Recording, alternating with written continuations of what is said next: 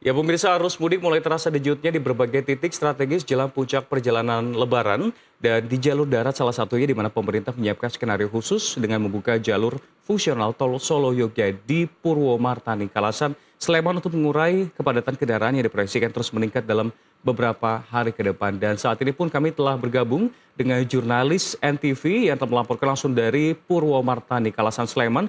Sudah ada Adam Mardian. Selamat pagi, Adam, mungkin bisa dilaporkan kepada Selamat kami terkait pagi. dengan pembukaan dari fasilitas yang ada di belakang Anda dan bagaimana keramaian dan animo masyarakat, apakah arus mudik sudah berlangsung dan sudah berhasil mengurai kemacetan, Adam?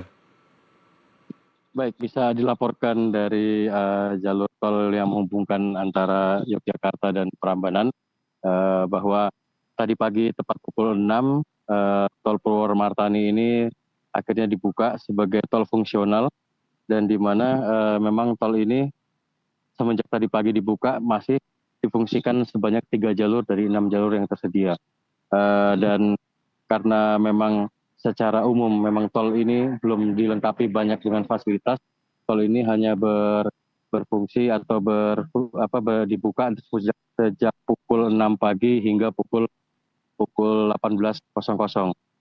Dan memang tol ini sendiri hari ini khusus hanya untuk kendaraan yang dalam golongan satu, yaitu non-bus dan hanya untuk kendaraan-kendaraan kecil saja. Dan memang dari hasil obrolan kami dengan Dirut Jasa Marga Jogja Solo, Bapak Rudi Hardiansah, mengatakan bahwa kawasan ini nantinya diprediksi terjadi puncaknya itu sekitar tanggal 18 Maret untuk arus pada sementan dan untuk arus balik nanti akan terjadi pada 24 Maret. Dan pada 18 Maret itu sendiri diperkirakan akan sebanyak 17.000 kendaraan akan masuk.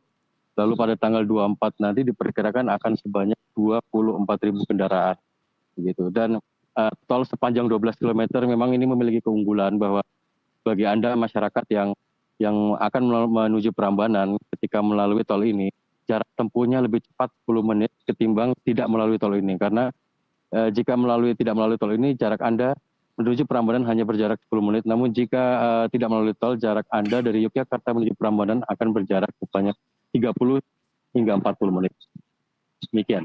Ya Adam, kita melihat memang ini menjadi salah satu pilihan bagi masyarakat untuk bermudik dan Anda menyebutkan bahwa untuk jamnya sendiri ini kan dibuka dari jam 6 pagi hingga jam 6 sore. Apakah jam operasinya akan beroperasi diberlakukan selama arus mudik dan balik secara penuh atau nanti secara berkala akan diperpanjang kembali untuk jadwalnya, Adam?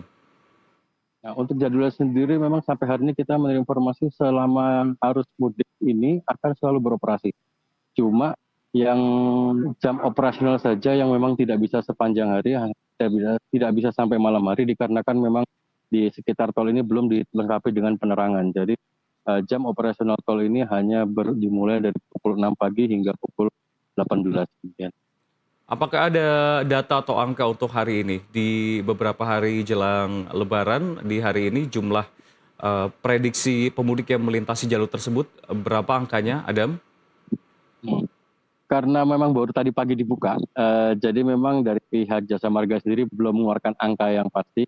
Dan memang setiap pengunjung yang hadir yang melalui jalur ini memang diharuskan tap. Tapi meskipun tol ini sendiri tidak dipungut biaya, mereka tetap diharuskan tap dan tujuan tap itulah hanya untuk menghitung jumlah kendaraan yang lewat dan mungkin besok atau nanti sore data tersebut mungkin akan terlihat gitu. Ya baik, terima kasih Adam Mardian telah melaporkan langsung untuk kami, jurnalis NTV. Selamat bertugas kembali. Ya pemirsa, sektor transportasi dan logistik diproyeksi meraih cuan lebih besar selama musim Ramadan dan mudik Lebaran tahun ini. Pasalnya, Kementerian Perhubungan memperkirakan jumlah pemudik pada Lebaran 2026 mencapai sekitar 143 hingga 144 juta orang. Benarkah demikian? Usai jeda kami akan membahasnya bersama Eka Sari Lorena Surbakti, Vice President Director Lorena Transport Group. Tetaplah bersama kami.